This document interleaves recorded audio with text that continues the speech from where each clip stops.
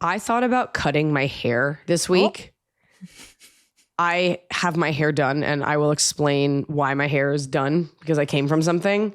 Ooh. But I thought it was for episode 400. Hold on. Is that today? Is that this? Yes. This is the 400 one. Okay, let's start over. We have to start over. Ready? Ask me. Ask Iliza anything. It's time to ask. Ask me all your questions. I thought I read your email. Should we just leave it? Yeah, just keep going.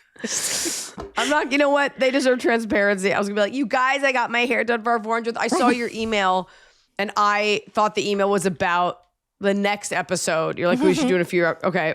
You guys, it's our 400th episode. People love to hear clapping in the background. Scott's going to add it in. I got my hair done, not because I was talking to a Holocaust survivor for a photography series earlier in the day. It's for the 400th episode. You know, I normally wear a big diamond Star of David. That's only respectful. If you're meeting a Holocaust survivor, you better look your best. You know what? She was great. And then the event was like, we'll pay for your hair and makeup. And I was like, you know what? Not everyone does that. So I'll get it done. It looks great. I was wondering. I really thought when you joined, I was like, wow, she's really taking this seriously. I just put on a clean hat. Is it? No. It's our 400th episode. And so we are doing, let's talk about what we're going to do for it. The 40% off. We are offering what, yes. Emily? 40% off on Patreon. Special 400th episode. Monthly or annual, and the code Iliza, you can pick it right now. Could be Iliza40, could be. Ooh, what's a good code? Let me think. Donald Rumsfeld. That's is probably the too code. long. Give me something fine. shorter. The code is. Oh, it's got to be a good one. Oh, it's gonna be Richard Bashir. I think that's too long. I'm gonna do Bashir. So how about Richard Machine? Okay, Richard Machine for 40% off. We have a lot more followers on our Patreon than I ever expected, which is wonderful. And I love looking at your coffees, and I love peppering in little updates to the That's It general chat. So join. This is your chance. The truth is, I was really hoping to go all out for our 500th. This is a cottage industry. The show has a lot of fans, but we're not rolling in it. So we can't make mugs and garbage and then they just sit in a warehouse. So the truth is we've got a great episode today. I have a I think it's a juicy, fun, angry Patreon for today's episode. And I didn't do bronzer today. So I'm enjoying all my ivory glory. Okay. And I was just confirming that yes, Richard Machine can be the code. I didn't want to make sure it wasn't too long. Do you want to do Richard Machine 40 spelled the number 4 ORDY? They're just get out of here. Yeah, and we're going to set that good for a month, and we'll remind you of when that's up. So, if you've already joined, you've been loyal, we love you. We're continuing to try to make the Patreon nice, but get some new people. It shouldn't be Richard Machine. It should be something from the show. It should be, you know what it should be? May Nip. Okay. Because wasn't that our first episode? It was our first episode. So it's MAYNIP. And if you need to know how to spell Maynip, you can look back at our first episode. The code is Maynip. Yes. So. Or should it be blow it out? Okay, fine. You didn't tell me before this. I thought, Maynip is good. People are screaming. They're like, please Subarus. just stop. So that'll be good. It's going to be Maynip. May or may not nip. No, it's Maynip, 40% off Patreon, and you can use that for as a lot or as little as you like. You can use it once, and it's either on a month off if you go monthly, That's what I meant. or a year off. It's either a month or a year. Right. Yes. For as a lot or as a little. For as a lot or a little. And that is now live. So if you are listening now, you can go right to Patreon and use that code. Don't DM us and be like, I tried Richard Machine. Then we'll know you didn't listen. And we're going to change it again at the end of the show. No, we're not. That would be very funny. It's so funny when Noah is out of town. And so it's a lot of me doing a lot of things I did not sign up to do when I had children. Like what? Make their lunch. But I never want to see movies. And I think it's because as a mom and like a creative person. Like I can't slow the fuck down with what I'm doing to go like watch some black and white Western. He's been gone. I already saw 2 movies. Yeah. There's something like I watched Ladies First, that Sacha Baron Cohen movie. Have you seen it?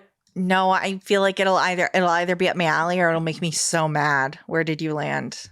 I think you'll like it. I thought it was a really clever script. It's basically about a guy who's like a misogynist and an asshole, and he bumps his head and he wakes up in a world where women are all in control. Yeah. Which sounds like a nightmare premise. Like it sounds like a feminist, like annoying she-boss bitch, whatever. It was written so smart. It was written so smart that I kept having to pause and be like, wait, that's right. Okay, so they have the power, so they got it. Yeah. And I thought Rosamund Pike was great. Love her always. She's great. And then I saw Backrooms, which is also part of my Top of the Cob. So not Backrooms, but more about that. And so... Well, and if you're a longtime listener, you know Mark Ellis, you know, and I as went your with movie him. buddy. And yes, and you went with him and you talked on this podcast probably 400 episodes ago about mixing popcorn with Sour Patch Kids and how you and Mark Ellis do it. And you know what I did? Pro tip, because our movie theater is next to a CVS. I went to the CVS and I bought the bag of Sour Patch Kids. So we got even more for even less. Dumped it on top of the popcorn. Should have mixed it, but left it on top. Ew, my mouth is watering.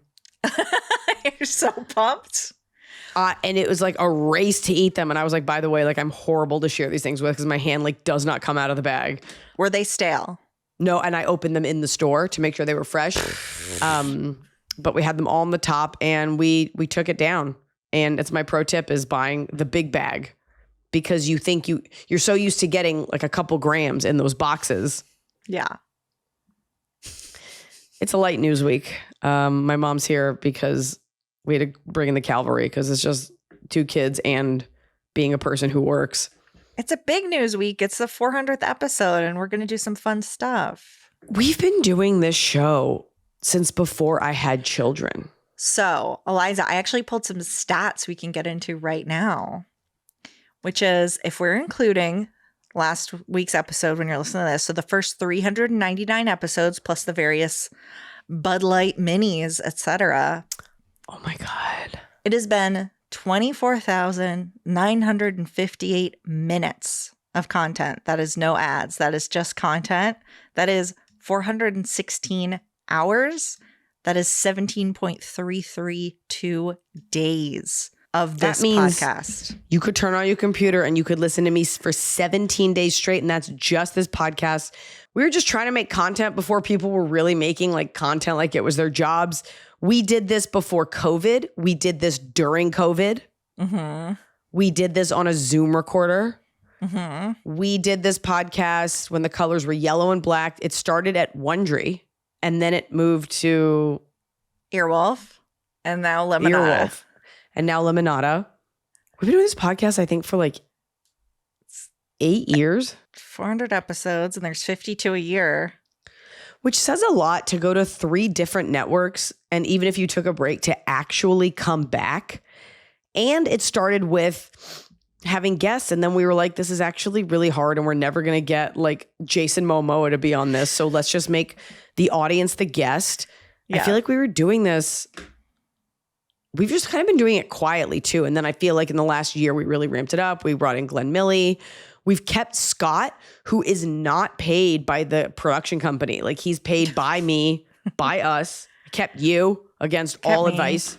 Scott is like the number 1 fan of the podcast, and he's up in the Patreon, and we just got a comment today that, oh, I love all the sound effects, you know, and then Ben upgraded us into video. We brought on Ben. Shout out to Ben, who edits and totally gets comedy and gets me. Scott totally gets me, and I will text him to be like, I love that little weird wolf noise you put in. Yeah. And we're just like this little engine that could, this little team. We're just trying to have some fun. Kudos to you for moving but continuing to do the podcast. Kudos to me for, you know, always being fresh. Always being fresh. Well, I have some other fun, just little tidbits when I was pulling. I really wanted to pull the hours, right? I wanted to look through and find how much time it was of content, of talking. So I found some other themes that are repeated. So there are 10 episodes that have a bathroom reference in the name. Can you name any of them? It's okay if you can't. Well, I could probably name the word. The word toilet probably appears. Shockingly, once. Toilet is once. Is one the Kashi Go Lean Crunch episode? No, I didn't include because I think it was just Kashi. But okay, let me read them to you. And you tell me. Most recently, Ask Andy Gump, which I was like, that's a toilet reference. All right. That's a toilet. Till Death Do Us Fart with Fred Schlesinger fit in there. That wasn't even said. He just said, could you please name the episode this during the episode? Right. He begged, yes. Bidet your time. My clog is powerful. Put it in the tiny toilet. I have diarrhea tomorrow. The painted bowl. Poop poltergeist. A gentleman dump second. And Rootsin' and Tootsin', which I'm guessing is the Kashi episode. I believe it is. Rootsin' and Tootsin' is a product of me and Noah. 2019, that sounds right. Yeah. The painted bowl, I was like, would be like a pottery studio. The painted bowl. The only color is brown. Can you guess what subject, what interest of yours is the next most common title? Well, for a while, it was October 7th. Like this podcast definitely has me. I just want to say, I still believe all these things, but like in a postpartum haze, like vehemently defending your right to be Jewish. Like this podcast has been, I mean, I have had some political opinions on here and I had to rein it back in, but you guys stuck with me. Yeah. I don't know how many are named after you being Jewish. Probably I didn't think I could put that in the title as a Jewish person. My favorite topics, the dog. You know, I would call this related. It's what the dog is made of. Meat. Yes. Meat and beef references. We have 7. In what? In every title? In titles. We have Lemon Verbeefa, Old Lady Beef, The Ballad of Beef Stew, Vice President of Meats and Cheeses, Door to Door Meat, Fiery Meatball Comment Emoji, and 1 Degree Under Meaty. I need you to send these to me so that I can make some kind of image. Yeah. Like kind of how they have those numbers in Severance that like appear throughout the script. Yeah. You know, they do like those word charts where it's just like words floating and it's the ones that kind of map. Yeah, we need to do a brain map. How do we do that? We can map. AI a brain map of this. Okay, I'll figure it out. And just the final one, because I just all of these names make me so happy because they're all things that like you actually said. Because there was an episode named The Ballad of Beef Stew, I was like, that seems like something she also talks about, which is we have 5 soup and stew references. Are we doing a stone soup thing? The Ballad of Beef Stew, Whispering Hot Soup, 2 soups, and make a stew of all your pain. Oh, well, hot soup. I've only recently introduced Ethan to whispering hot soup in his ear, and he does not like it. I thought he'd love it. What child wouldn't love to be pinned down against their will and have hot soup whispered in their ear? I mean, I just feel like that's the representation of 400 episodes of this show, is that's 17, 22 episodes. Those are the names of. All right. We got to make the brain map and send it to Lindsay so we can have an image and at least get one more fan. Garner one more fan. What you think this is what's going to do it? They're going to see all the stew and they're going to go, oh, they're going to see all the fun they missed out on. And I'd also like to say, I know this is going to not fall on deaf ears, but it's kind of like when a boss of a company is like, and I just want to thank everyone for coming out. Like no one's like, oh my God, thank you for thanking us. But I really do want to say, like, this podcast does not exist without the long haul truckers, the medium haul truckers, the new fans, the old fans, but in particular, the people who have been with us for years, the people that come out to my shows to see the stand up and then say how much they love you. Or we haven't had a lot of gifts made about the show, but the one I do have 1 or 2 back there. Yeah. I only have 1 bottle that says Top of the Cob. And the little corn that someone made me. Spell Cobb and they get scared. That's right. But thank you, you guys. You know, giving of your time is one of the most, I don't know why I can't talk today. Our time is a precious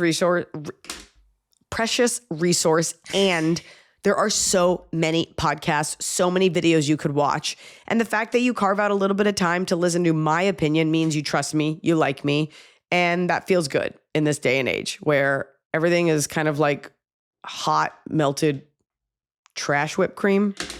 If you are listening to this episode, when you finish this 400th episode today, if you've listened to all the episodes, you will have listened to over 25,000 minutes of Ask Iliza Anything.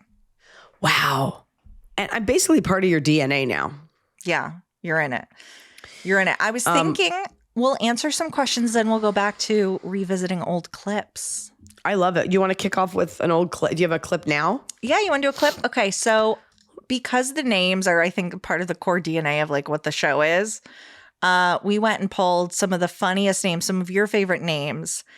And I want to see, now the first one's a gimme. We're going to just give it to you because you're going to know what it is. But if you remember the context around these names, like what it possibly could have come from. So we're going to start with our first ever episode, which is May Nip.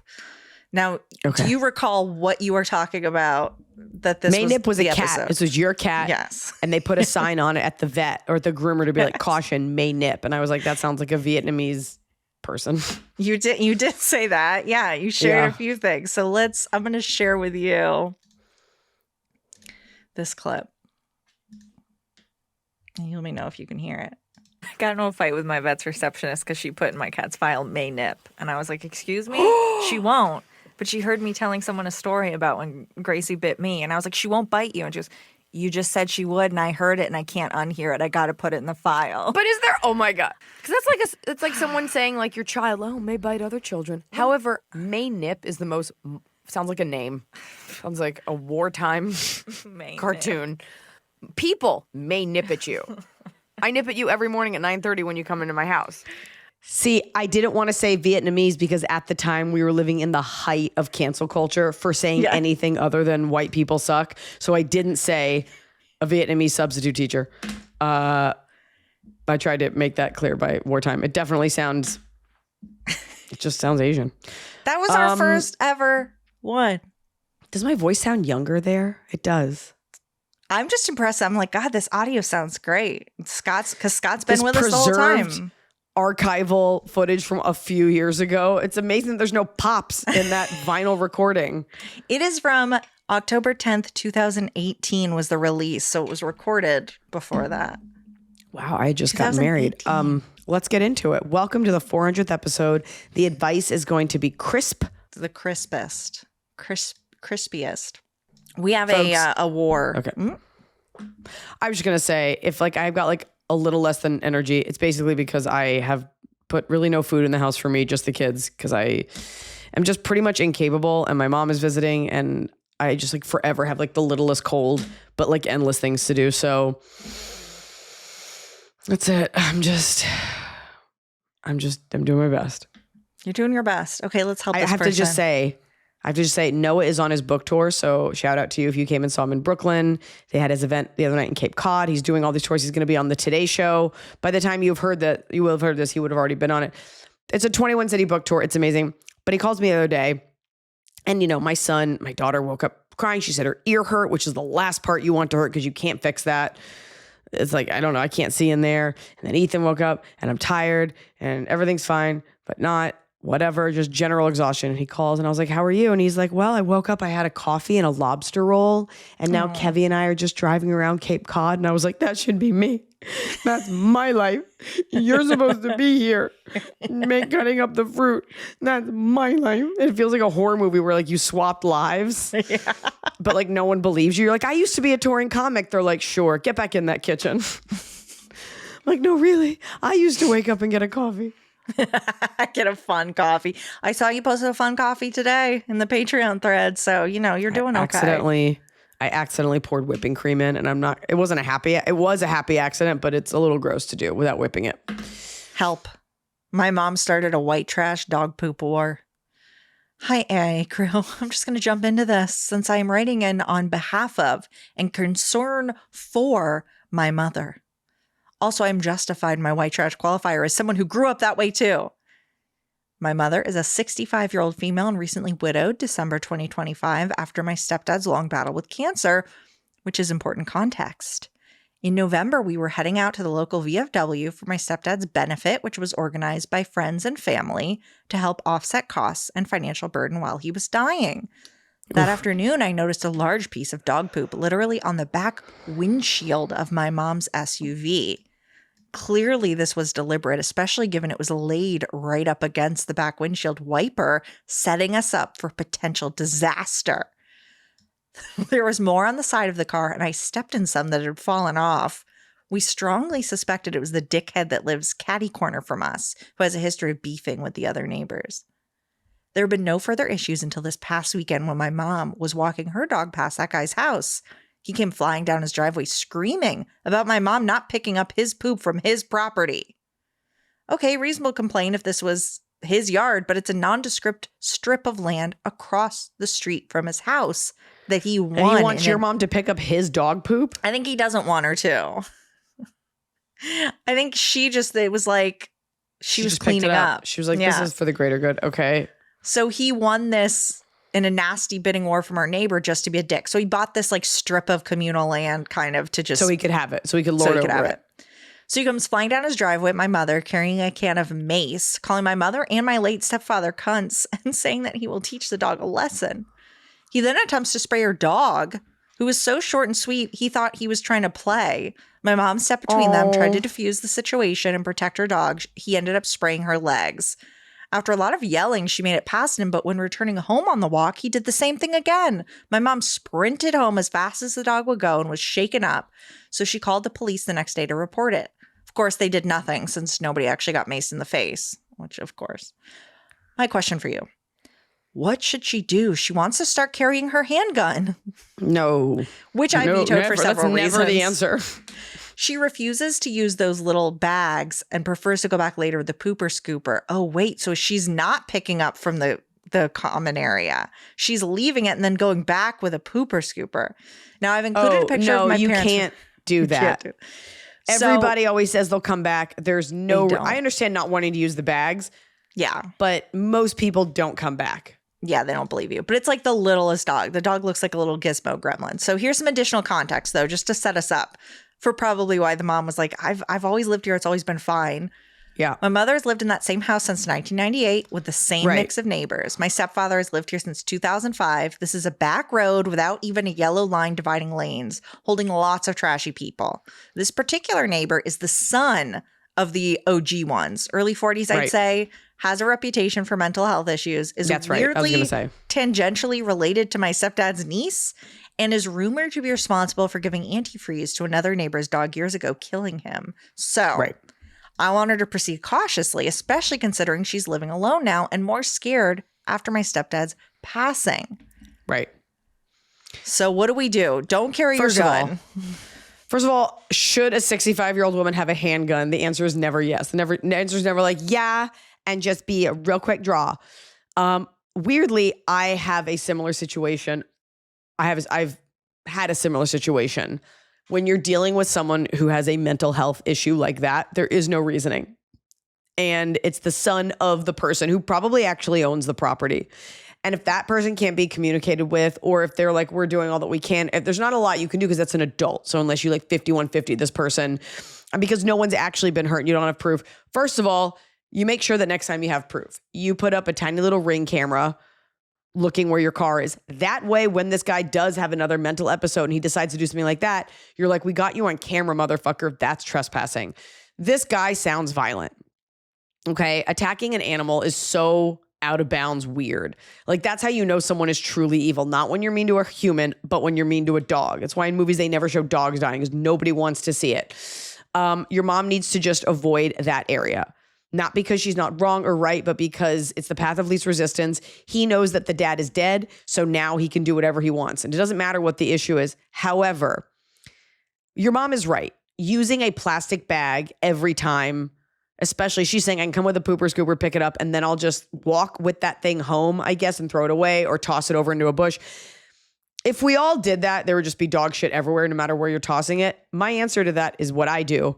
We have so many plastic bags like in our lives, from Amazon packages, groceries, products. I keep a collection of garbage bags. We almost never buy dog poop bags. And everything that we buy, big plastic that your paper towels come in, whatever, it just goes in the little thing. And on my way out, I always grab one. That way, the plastic that already exists gets a second life. Your mom needs to strengthen her bond with the neighbors around her, and maybe they all get together. And it doesn't sound like you can like hire security or anything, but more surveillance and ignoring him, because there's no telling what that guy could do. It's not about who's wrong or right. It's about your safety. That's it. And make sure you get him on camera, because he definitely put that dog poop there.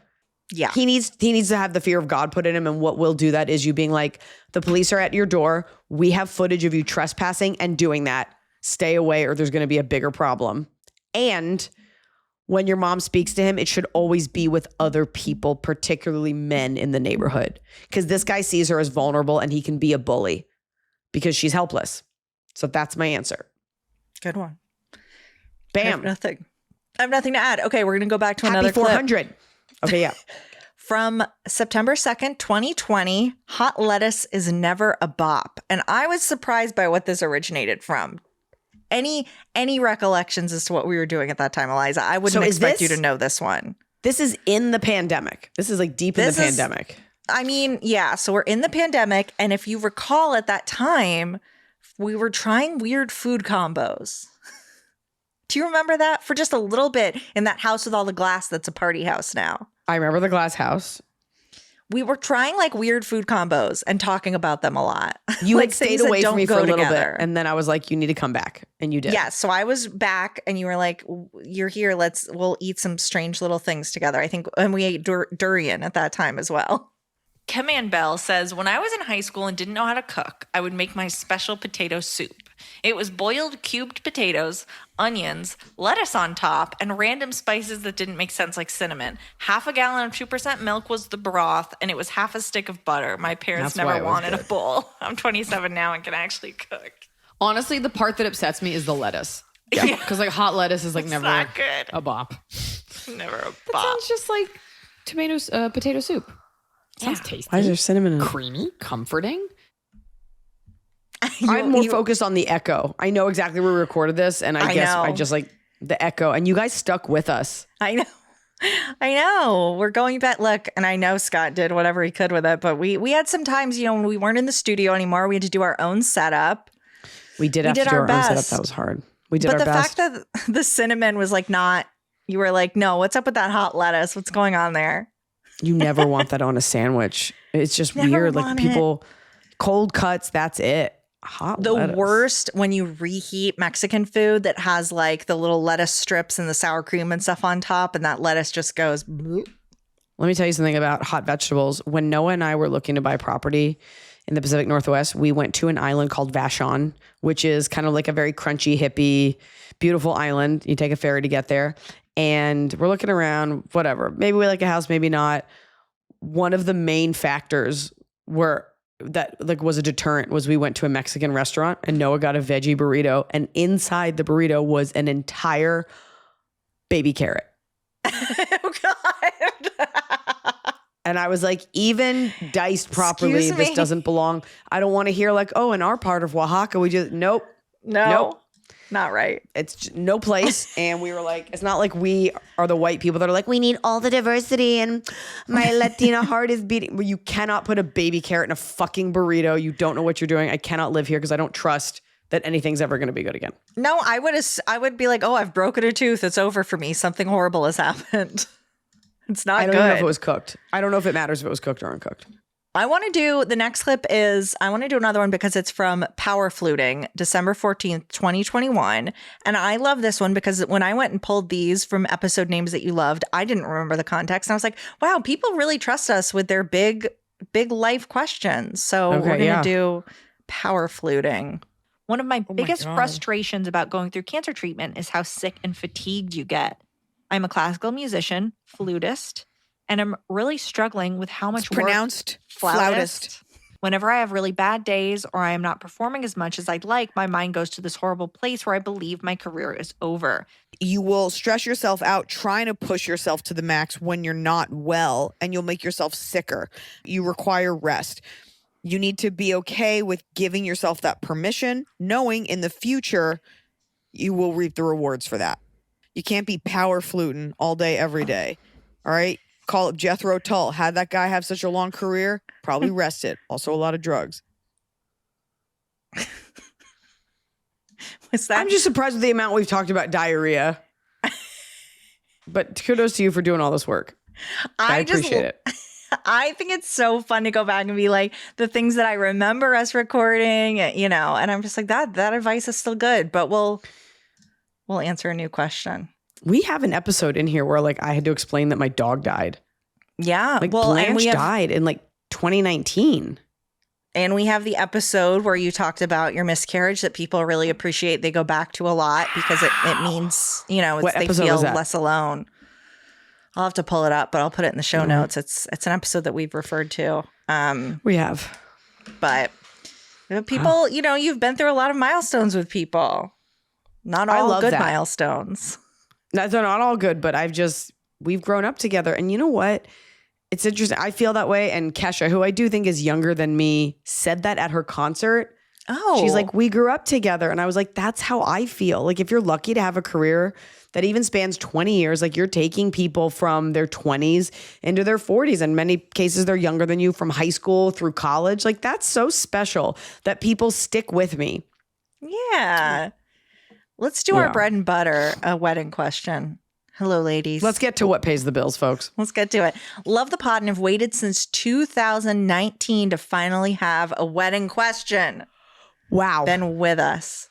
Although writing in on the subject is a joyous occasion, it is with great frustration. It is great frustration that brings me to your inbox. My day of wedding coordinator is also the owner of the beautiful barn/flower farm venue and thus ends up wearing a lot of hats. The duties listed on her contract are insane. Coordinating with all vendors, including our in-house bartending service, assisting with decorating the reception, bussing tables, managing the farmhouse where the bridal party will stay during the wedding weekend, managing guests, etc. I can't believe she does all this by herself. Additionally, she manages the flower garden on site where I plan on getting fresh cut buds for cake and table decorations.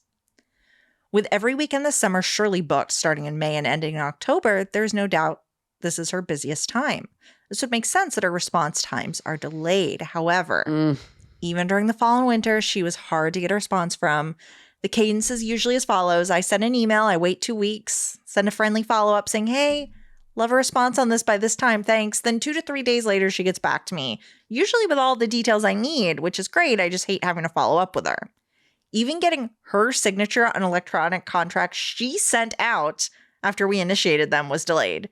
She seems great the 2 times we met with her in person and eventually does what's asked. I just wish she would lock in so I don't always have something hanging over my head, knowing that the matter will be unresolved until I reach out to her a second time, 3 weeks out from when the question was first asked. My question is, how do I ask her to respond to me more promptly? It's making me worried that the wedding weekend itself won't be well executed. Fortunately, the venue's Instagram suggests otherwise, you know, that and everything always looks immaculate. But I've never done this before, and I need the assurance that everything will be taken care of. Thanks for your help. I'm writing this at the end of May. My wedding is at the end of August. XOXO, Sarah, the concerned bride. The good news is there's a couple things. First of all, you already said that the wedding planner does a lot. And I think you said like it's booked pretty much every weekend. So that wedding planner, knowing the rhythm of these things, it's new to you, but it's old to her. This is, and you're saying everything looks great. I don't know if you've spoken with people who have worked with her before.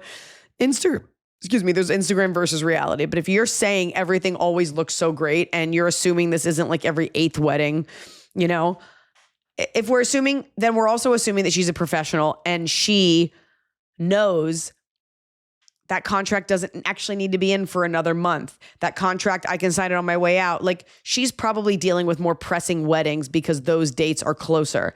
And I promise you, I'm assuming, I don't know why I said I promise you, I don't know her or you, but that it will lock in and go quicker in the month leading up to it. I do wonder if it's worth you saying, like, I would love to have a time to sit down with you so we can get a bunch done at once. Because I suppose from her perspective, if she has a wedding every weekend, if you have a Friday, a Saturday, and let's say a Sunday wedding, even if you only have 2 every weekend, that's 4 to 5 weddings a month. And they're all just as involved as yours. So part of me is like, and I bet you other weddings around yours feel the same way. It doesn't need to get addressed until we're getting closer. There's not a ton to be done. The cake's not getting made this far out. The flowers aren't being cut this far out. The food isn't being made this far out. And it seems like everything's kind of handled in-house. But it's making you nervous because you want every detail to be perfect. Also, on the day, it's all going to be fine. And you can always get money back if it's not. And you have the paper trail of like, I actually did sign the contract on this day and I sent it back. This is on you. I need 18% off. So she's replying. You're setting this limit for yourself of I can only follow up after 2 weeks. And then when you follow up, she always replies within 2 to 3 days. Follow up after a week. Follow up after 3 days. Don't follow up multiple times. But I think you send the first email. She's like, okay, this is not her. You send a second email. She goes, okay, it's urgent to this person. I'll reply. It's annoying. It's unprofessional. It is, 100%. Because she didn't set that precedent of I'm very busy. I will be able to answer them quicker. But you are creating these, like I said, not only limitations, but expectations. Yeah. So either, because you'll say to her, I need you to answer quicker. And she'll be like, I really do my best. I'm if it is really someone doing all this stuff, I guarantee you it all starts to go smoother as you get closer. I wonder also because I'm someone who like an email hangs over me and like if I'm on vacation or break, I'm like, I just have to reply or whatever so that I'm not thinking about it. I hear that. If that's you and you're just like, it's hanging over me because I just need to hear, but it's not actually due yet, it's on you. Also, here's one thing I've learned about show business. Like, just kind of do stuff and be like, here's what I decided. Like, you want to know now, like, and should we come in the back or the front? You don't need to know. You don't need to know till the day. And anything that you aren't getting an answer, just make up your own answer. Can the bridesmaids have an extra room? Yeah, we'll just do that on the day. And if she's weird about it, you could be like, I did ask this several times. Like, just plan it. But there's not a ton that you as the bride, since you've already ordered everything and signed up on these things, there's not a ton that you as the bride have to do that other than your dress, which has nothing to do with her, your bridesmaids, your everything, that's nothing to do with her. And you'll be in the venue, I'm assuming, the day before. I would just trust the process on this one. And I say that as a very unchill person who loves to get responses. Yeah, the fact that this is all in-house and this is what she does and she does it every weekend makes me feel better about it. Yeah. People would not keep coming back, or she's a maniac and no one talks to each other and she just keeps getting business. Reach out to some other brides. Yeah. Like, go back a couple months, see if someone's tagged you and be like, hey, I'm just wondering. And maybe you can get confirmation that like, yeah, she doesn't answer, but then she starts to. But also set a meeting with her, be like, I'd love to touch base in a month. Yeah. Set that date now. Yeah. I'm wondering about this, and this. Can we confirm? Yeah. I think it's hard with people when it's just like random emails. And also she's not getting paid by the hour, and so there's more pressing things in front of her. God, those kinds of jobs where you just are putting in God knows how much time. You just have to hope you estimate it properly. That's tough. Sounds like she needs an assistant. Probably. Like, why are you doing why are you bussing tables? Like, just hire a kid to sit at Yeah. the front of your lodge or cut the buds. Cut the buds, fresh buds. Fresh buds. Okay, I want to revisit 2022, July 19th, an Italian Greyhound named Susan. I remember this. I think about her. I feel like we talk about, this non-existent but beautiful dog. So people always have beasts of dogs named like Bailey. I'm like, Bailey has 90 teeth. Bella. I'm like, did you do it ironically? When you have a beast dog and you name it Bella, do you do that because you know it's disgusting? We have a boring dog named Bella. Such a generic. And I've had a cat named Bailey, but I named Bailey after a camp counselor. Yeah. Oh my God. I can't believe I got that right. Also, like in Italy, do you think people are walking around with like Italian greyhounds named like Susan? I would love that. Are they taking our words? Okay. Two things that are wild about that bit, because that's 2022. First of all, when Noah and I lived in New Zealand, I wrote, and I did a show in Christchurch at the end. I did a big bit about how in New Zealand, all the dogs have normal human names. Like they don't name their dogs like Bitsy and Muffin and Stinkerton. They're named like Robert. Like they're like, oh, this is my dog, Greg. Like it's so weird. Yeah. Second of all, Bella. It's funny how, like, I think I come up with bits, but it's like, oh, that's been like rumbling around in my head forever. So this is a few specials ago. My closer right now is about a pit bull named Bella. And I'm thinking of calling the tour or the special Bella. And it's about big old gargoyle pit bulls named Bella. That's so funny. Yeah, that's my dad's baby. Their dog is Bella. And we've talked, it's not Bella. They're only big dogs. No one has a golden retriever named Bella. It's always like something like with a peg leg. This is a lanky, tall, weirdly tall, all black. Yeah. It's not like a cute little. this is dainty. You're like, no, it's not. Yeah. No. She has big old legs. The other dog nibbles them. Okay, we have a question. It's like naming a scaly tortoise Precious. You're like, okay. I would love to meet a tortoise named Precious. Me too. Oh, there. Chris has written in. He is a man. He is a gay man. And this question is very interesting because I feel like we can help because he wrote in a very long email. He's like, cut it down as you want. And I cut it down quite a shaved bit. It. You shaved it down. I shaved it down. But I think as we go through, I'm like, oh, you just needed an objective third party. So, okay. Hey, Liza, Emily, Hot Scotty, play that tune, and all babies, fur, and tiny human. Longtime listener in this podcast is my genuine favorite to listen to. I listen every Wednesday without hesitation. Glad he doesn't pause for a second. Don't you pause. Love listening to the advice you all give. Even pause every now and then to think of my own answers. He does pause. That's so okay. Cute. Like just, what would I think? What would I do? I guess it's my turn to ask for help now.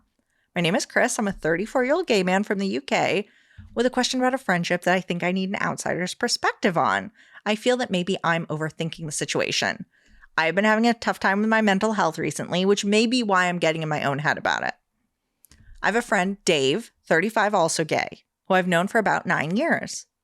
About 6 years ago, we started working together when Dave needed a new job during the pandemic. I am starting to feel like that friendship has become one-sided. We used to work the same shift, but we now have different shift partners, so we only have a 2-hour overlap in our work days. And I will say right out the gate, I've never had any feelings for him, which I've made clear when he asked me out on a date once, not long after we first met. We've only been friends. So, and I think this is an important component, so we can rule that out.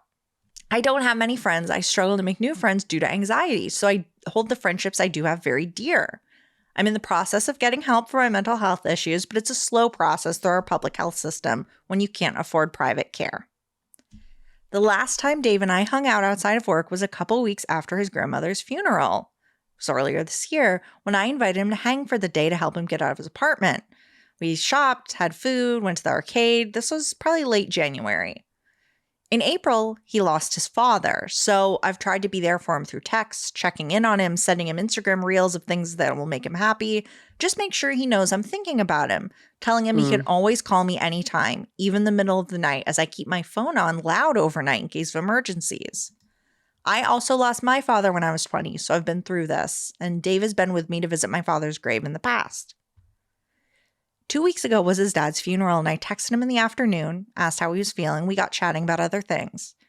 We started talking about potentially going to London for a day out when I found what's called a maid cafe, which I knew we'd both enjoy.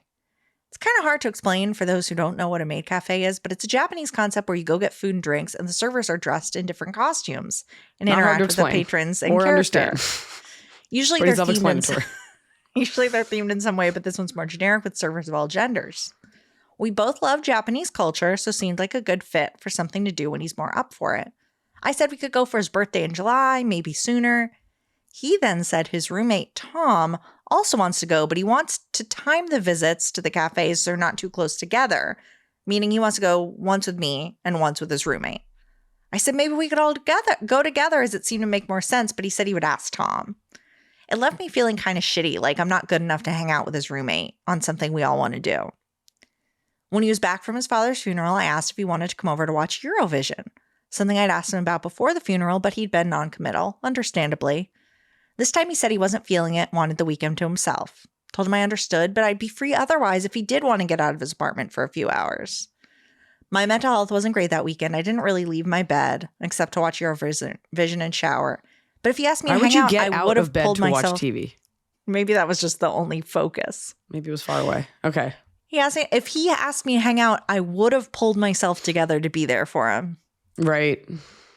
On Monday, I asked him how his weekend was. He told me on Sunday he spent time with another friend of his who had lost a parent to talk with him about how they coped. This hurt too, and I don't really know why. When he asked me how my weekend went, I was honest that I'd barely left bed. All he could say was, sounds like a proper bed-rotting weekend then. Ooh. Yeah, he's not getting it, this friend. I started to realize that lately he doesn't talk to me at work unless I'm sitting at the desk next to him or I engage in conversation. The only time we talk when we're working from home is if I ask to start a Teams call just to chat through the day, and I can't remember a time he's asked to start one of those calls in years. I've asked him in the past if he just wants to come over to watch something, play a video game, whatever, but it's always non-committal. For context, we live opposite sides of a very big town. Neither of us drives. And though we have good public transport, it takes him an hour, hour and a half to get to my place. And one of the buses is not 24-hour service. When we do hang out, it's a pain. When we do hang out, it's usually in the town center, as it's in the middle. The only times he comes to my place is if my roommate with a car will drive him home in the evening, even though we have a spare room if he's worried about staying too late, but it's been a long time since that happened. On Tuesday, when I had the day off, I got a text that he was going to work saying he was having a bad day, asked if I could distract him when he got to the office. When he got to the office and realized I wasn't there, he texted again to say, just realized it's your day off, LMAO. I didn't respond. He didn't text again. I also remembered something he said last year when I'd been trying to arrange something for his birthday. We landed on going bowling and a movie. I asked if any of his other friends would want to come. He said he'd rather not invite anyone else because then he'd get more fun birthday activities from different groups. In the end, it was just me and Dave. That's gross. I know. And one of my own roommates who went bowling. It was a good day out, but looking back, it felt kind of shitty. I did get a text from him on Thursday saying, next week, let's plan a day out together. It's been too long. Plus, it'd be good to talk to you about things. So he asked me to hang shaved down? out. This is wildly shaved down. We're almost done. Why couldn't we talk right then? Why does it have to be next week? Part of me has stopped texting him to see if he'd ask if I'm okay, as it's rare for me to not send something. I even stopped sending Instagram reels. I'm not the only one who's had issues in the past. He was friends with my roommates and they've given up trying to make plans with him. I don't want to lose a friend, as my only other friend outside of my roommates moved up to Scotland last year. Is this friendship really worth it when I don't feel like I'm getting back as much as I seem to be putting in? Am I letting the bad thoughts in and blowing things out of proportion? Do I tell him how I feel? Or am I just being a selfish asshole when he's had a tough time recently? Do I need some tough love, we are big sister style, because I'm actually in the wrong? Chris. Now, I think he needs some tough love, Iliza. All right, what do you want to say?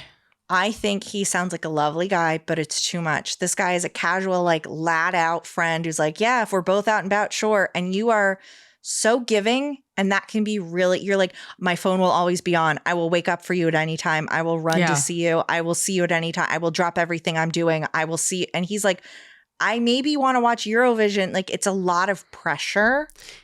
Interesting. I think, and it's not a friendship. It's you giving. I don't think he's necessarily doing anything bad or deliberate, but I don't like I want to do different things with different people so I get more birthday. That's a little gross to me.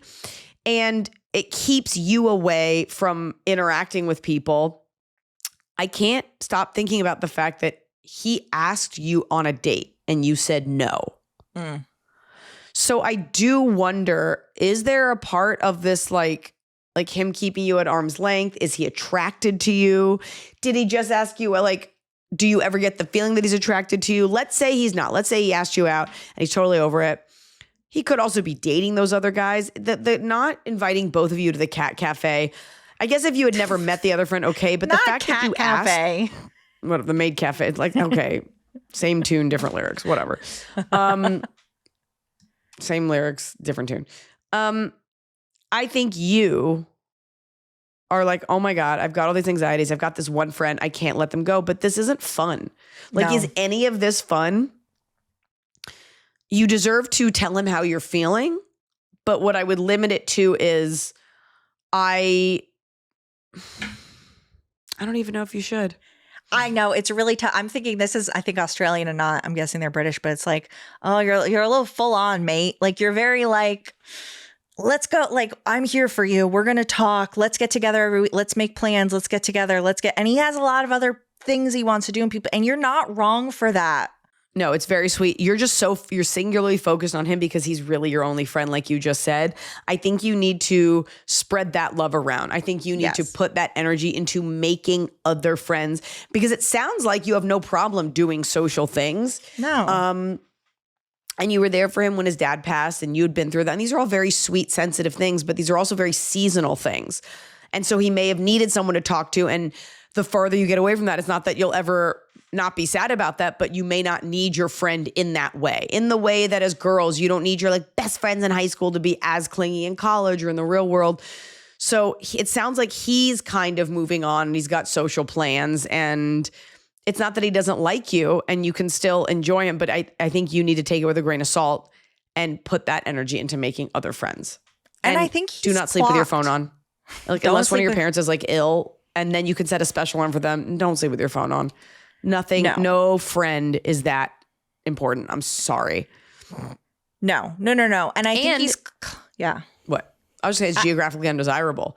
Like we have people write in all the time. Like we are best friends our whole lives. We live across the town. We never see each other. We make a plan. Like that's hard. Like especially as adults, friendship is all about what's easy. Like in college or as you say, university, you become best friends with people because they're on your floor, because it's your roommate. Like you probably wouldn't have met otherwise. And especially in a city like London or LA, I'm like, I'm not going to see the friend that lives in Santa Monica, even if I love you. It's hard. Oh, what's that? Our kids are dropped off at the same time. Yeah, I'll get coffee with you. Yes. To put it in perspective, we have like a solid group of like 10 friends. I've only been to one other person's house and we spend most weekends together. Yeah. That's why when this guy said he hung out with a friend on that Sunday after he told you he was staying in, I would bet anything that friend was right in the area, right there. And it was like right then he could make a decision. Do I want to leave my house? Okay. You know, he doesn't necessarily need like a mother hen right now who's worried about him. And by the way, he did clock. You know, you said, I stopped texting him. I stopped sending him reels to see if he noticed. He did. And that's why he said, hey, let's get together. Let's plan something. Because he is thinking, oh no, I'm kind of letting this slip through my fingers. Too much.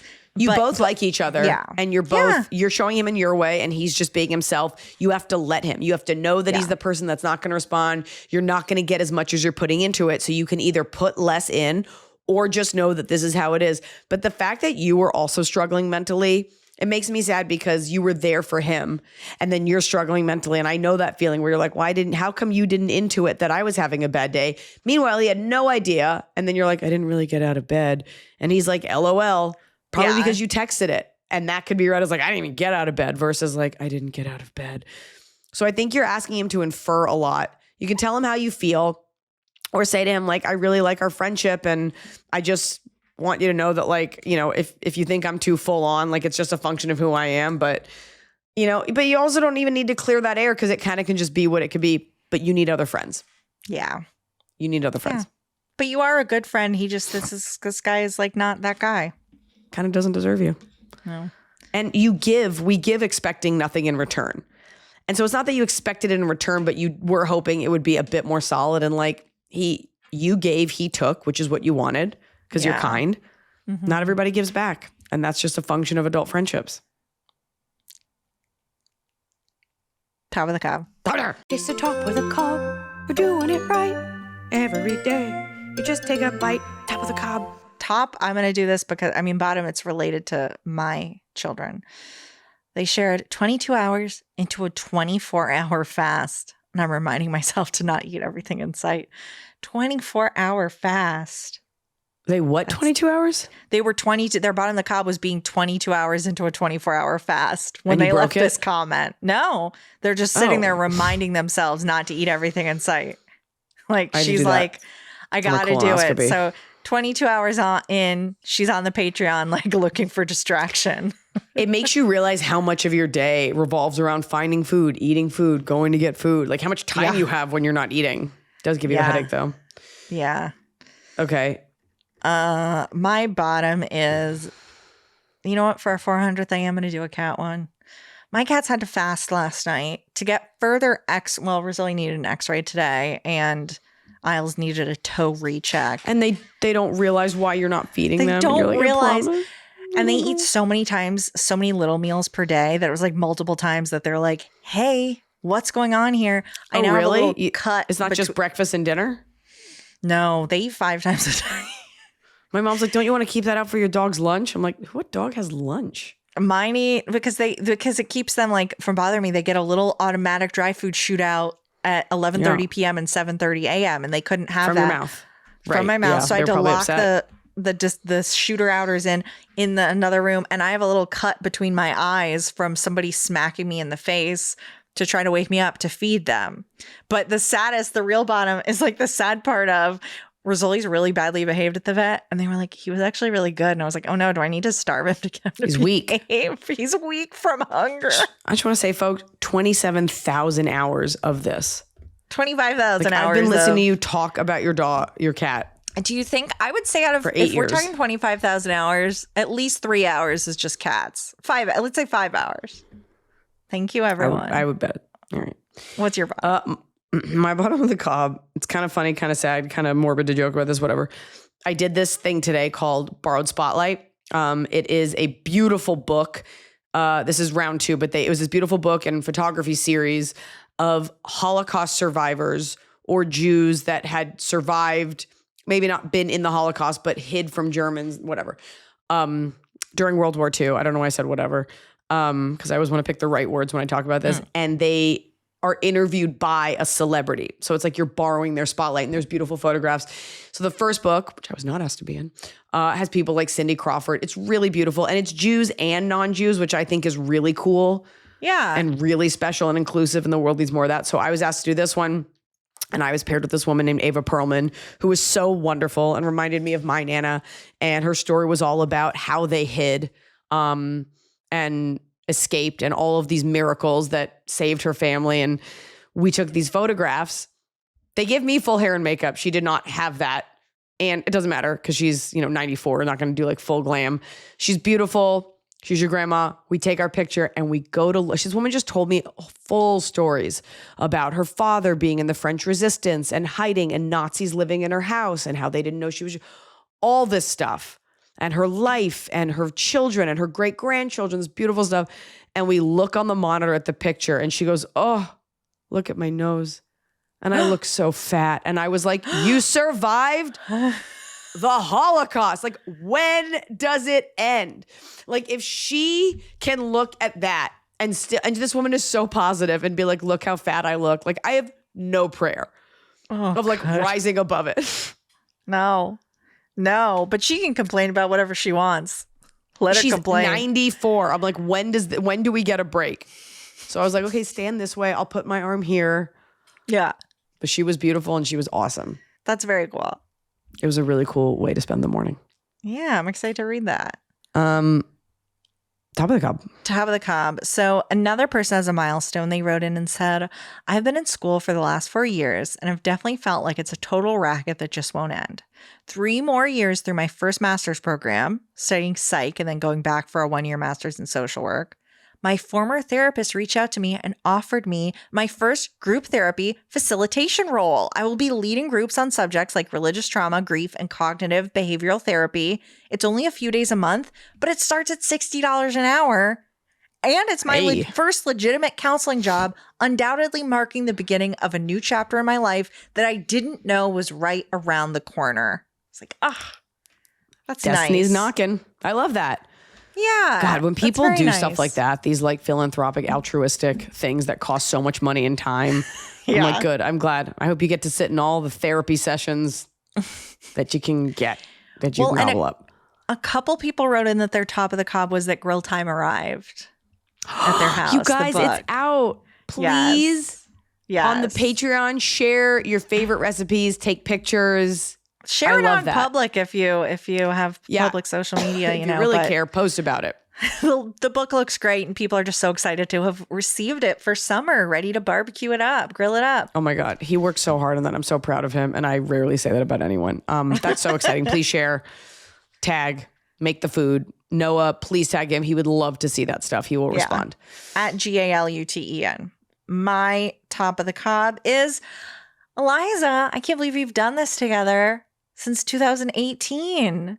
And I knew you even before that. I worked with you. So that's great. We had a podcast before that. Yeah, all 25,000 hours of this show was 25,000 hours that you and I sat with each other mostly. A few hours I wasn't on, but I think 25,000 minutes, not hours. Sorry, minutes. I think I've spent more time talking to you than my best friend. Well, my she's mom. harder to get a hold of. I'm very easy to get a hold of. You do always answer. I do answer. Your best friend is hard to tack. But You should be 25,000 friends with minutes. that British guy. Yeah.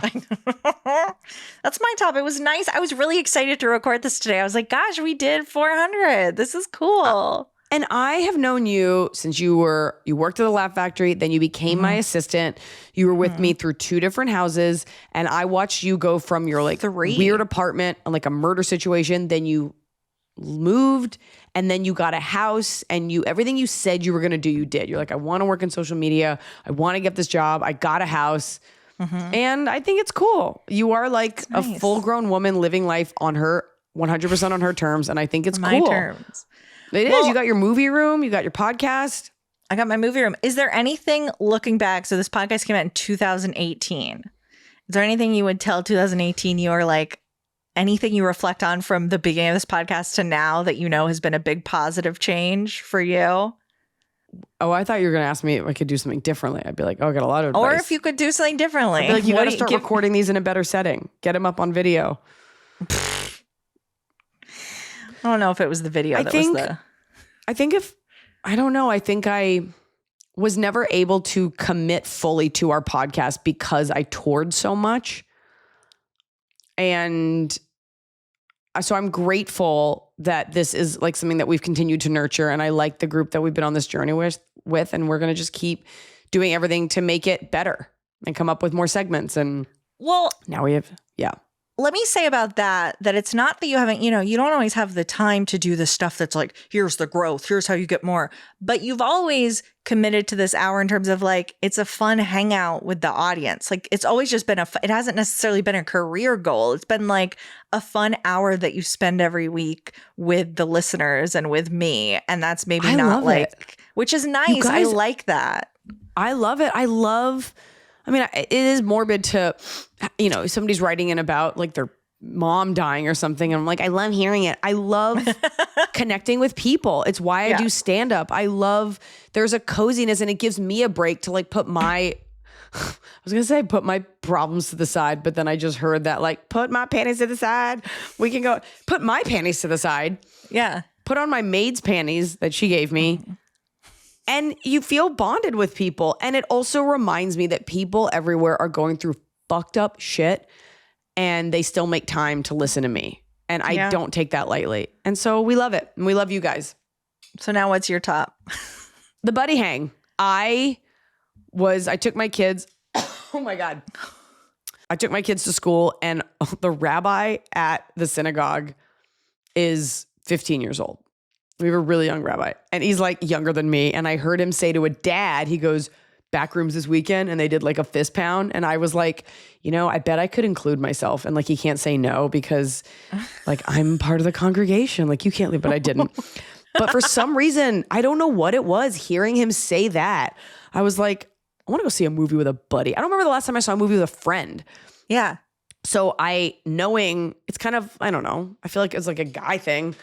I asked the dads in our friend group. I was like, because I saw them all at dinner that night. I was like, who wants to see Backrooms with me? And no one got back to me. And I was like, yeah, you're probably all with your wives. And that's totally fair. So I called up Mark Ellis. I told him this story too, who's been like one of my friends forever. And I was like, other than like Greg, like I don't remember the last time I like made a plan with a male friend. I used to only do that. It was a lot of male friends forever in comedy. Yeah.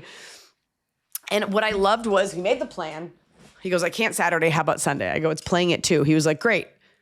And he got the tickets. I was like, I'll Venmo you. He's like, you do not need to pay me for the tickets. And I was like, that's right. We're adults. Right. Did not text me in between. No. 45 minutes before I text him, I'm like, hey, like what time are you getting there? He finally calls me back. And I was like, I really appreciate that. Like the plan was made and that was that. There was no, I have a headache. I'm not feeling spiritually aligned. My stomach hurts.